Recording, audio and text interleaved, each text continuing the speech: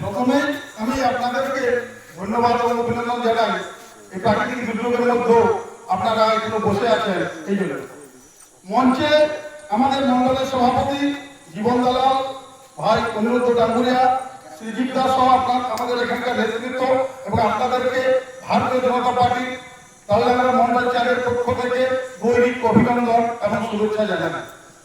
আমরা শুভেচ্ছা জানাই আপনাদেরকে এই কারণে যে আমরা বিগত নির্বাচনে বিধানসভায় আমাদের এখানে নতুন যে সরকার ভারতীয় জনতা পার্টির সরকার প্রতিষ্ঠা হয়েছে, সেই জন্য এই গ্রামের মানুষ আমাদেরকে আশীর্বাদ করেছে। আমরা আপনাদের সেই আশীর্বাদ নিয়ে 100 দিন পূর্ণ করলাম। 100 দিন পূর্ণ করতে গিয়ে আমরা আপনাদেরকে আজ এখানে ধন্যবাদ এবং অভিনন্দন জানাচ্ছি। সারা রাজ্য জুড়ে আমাদের পার্টির পক্ষ থেকে পশ্চিমবাংলার মানুষকে শুভেচ্ছা এবং অভিনন্দন জানাই। আচ্ছা, 100 দিন একটা নতুন জাতীয়তাবাদী রাষ্ট্রবাদী সরকার পশ্চিমবাংলার বুকে প্রতিষ্ঠিত হলো, এটা আমাদের গর্বের এবং এই গর্বের অংশীদার আমরা প্রত্যেকে। আমরা তাই আমাদের আজ 100 দিন যে উদযাপন, এই সরকারের কতগুলো কাজ করলো কতগুলো করলো না এ বিচার করার সময় এখনো আসেনি। সদ্যজাত শিশু ভূমিষ্ঠ হয়েছে, তার মূল্যায়ন করার এখনো সময় আসেনি। তা সত্ত্বেও আমরা লক্ষ্য করছি সিপিএম এবং তৃণমূল কংগ্রেস ক্ষমতা হারাবার পর সদ্যজাত একটা সরকার এসেছে, তাকে সমালোচনা বিদ্ধ করতে চাইছেন। আপনারা দেখেছেন এখনো লক্ষ্মীসাগর অঞ্চল তৃণমূল কংগ্রেসের দখলে আছে। আমরা দেখলাম অন্নপূর্ণা ভান্ডারের ক্ষেত্রে তৃণমূল কংগ্রেসের সমর্থকদের তারা আগে করে দিলেন এবং ভারতীয় জনতা পার্টিকে যারা ভোট দিয়েছেন তাদেরকে দেরি করছেন। এটা আমরা লক্ষ্য করছি। এই লক্ষ্মীসাগর পঞ্চায়েত শুধু নয়, যে কোনো অধিকাংশ পঞ্চায়েতগুলো তৃণমূল কংগ্রেসের দখলে আছে। প্রত্যেকটা দুর্নীতিগ্রস্ত পঞ্চায়েতে মানুষকে পরিশ্রান্ত করছে, মানুষকে বিজেপি কর্মীদেরকে বিজেপি সমর্থকদেরকে বেছে বেছে এরা দেরি করছে। এই লক্ষ্যটা আমরা করেছি। তাই আপনাদের একটা আশীর্বাদ চাইবো, সামনে যে পঞ্চায়েত নির্বাচন হবে আমরা গণতান্ত্রিক ভাবে আপনাদেরকে যেমন আশীর্বাদ করেছেন, আমরা এই পঞ্চায়েত দখল করে এই গ্রামের কাজ এই গ্রামের ছেলেরা যাতে করতে পারে এই আশীর্বাদটুকু আপনারা করবেন। হ্যাঁ, নরেন্দ্র মোদী যে উন্নয়নের যোগ্য নিয়ে যাচ্ছে, রাজ্য সেটা চলছে, এই গ্রামও সেই উন্নয়ন হবে প্রতি ঘরে ঘরে, এ দায়িত্ব আমাদের। তাই আমাদের পঞ্চায়েত প্রয়োজন।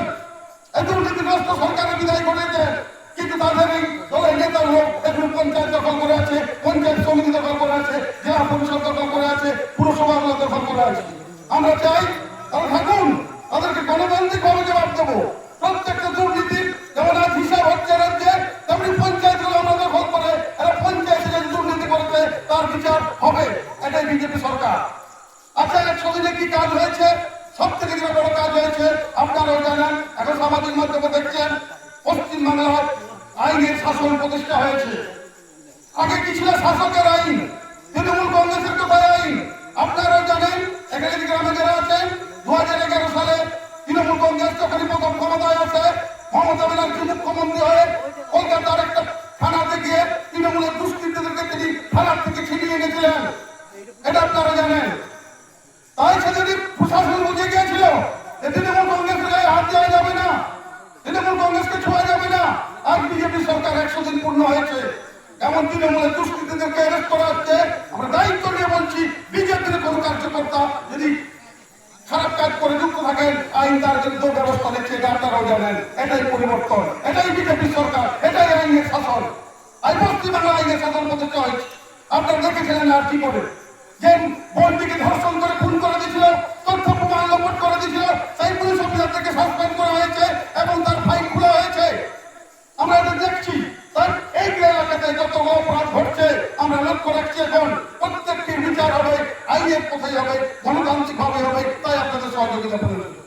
আমরা মাননীয় শুভেন্দু অধিকারীকে ধন্যবাদ জানাবো যে তিনি মুখ্যমন্ত্রী হয়ে বেশ কয়েকটি গুরুত্বপূর্ণ প্রকল্প করেছেন। আপনারা জানেন যে হাসপাতালের মান উন্নয়ন করেছেন, হাসপাতালের মান উন্নয়ন করে প্রতিষ্ঠা রাখছেন। আপনাদেরকে আজকে একটা খবর দিই, আমাদের মাননীয় সম্মানীয় বিধায়ক সৌভিক পাত্র স্বাস্থ্যমন্ত্রীর সাথে দেখা করেছেন। লক্ষ্মীসাগর সহ তালডাঙ্গা বিধানসভায় প্রত্যেকটি হাসপাতালের মান যাতে উন্নত হয়, পরিষেবা যাতে উন্নত হয়, এই জন্য তিনি দেখা করেছেন। অর্থাৎ আমরা নির্বাচনের পূর্বে যে কথাগুলো বলেছিলাম, প্রত্যেকটি কথাই প্রত্যেকটি কাজেই হবে 5টা বছর সময় দিন। এই সময়টুকু দিতে চাইছেন না তৃণমূল দুষ্কৃতীরা। তার সাথে সিপিএম ইন্ধন দিচ্ছে। তারা ইতিমধ্যেই 70 সরকারের বিরুদ্ধে রাস্তায় মানুষকে পরাজিত করতেন। আমি আপনাদের কাছে জানতে চাইছি, কি এমন অপরাধ করে ফেললো এই সরকার? একটু তো পঞ্চায়েত নেতাদের দখলে, তাও মানুষকে পরাজিত করছেন অন্নপূর্ণ ভান্ডার নিয়ে। অন্নপূর্ণ ভান্ডার প্রতিটি গরিব মানুষ তবে এই গ্রামে যারা এখনো পাননি, আমরা দায়িত্ব নিয়ে বলছি, প্রত্যেকটা গরিব মানুষ আমাদের করবেন, তাদের বাড়ি যাচ্ছেন, তথ্য দিচ্ছেন। কোনো ভুল যেটা হয়েছিল তাদের ভুল, পঞ্চায়েতের ভুল এবং অনলাইনে ভুল হচ্ছে। বিজেপি কর্মীকে দোষ দেবেন না, বিজেপিকে দোষ দেবেন না। ভারতবর্ষের ভিতরে পশ্চিমবঙ্গের একমাত্র রাজ্য যেখানে 3000 টাকা অনুদান দেওয়া হচ্ছে। কিন্তু এটা কি দেখেছিলাম লক্ষ্মীর ভান্ডারের ক্ষেত্রে? অনেক পুরুষ মানুষ লক্ষ্মীর ভান্ডার পাচ্ছে। আজকে আবাস যোজনার ক্ষেত্রে আমরা দেখছি বিশেষ একটি বিশেষ সম্প্রদায় যেটা তৃণমূল কংগ্রেসের ভোট ব্যাংক ছিল, একটি বাড়িতে গিয়ে আমরা সমীক্ষা করে দল দেখছেন, একটি বাড়ির 5টি মেম্বার 5টি বাড়ি পেয়েছে। এটাই বিশেষ সম্প্রদায়কে তোষণের রাজনীতি রাজ্যে বসানো হয়েছে, আপনারা ওটা জানেন।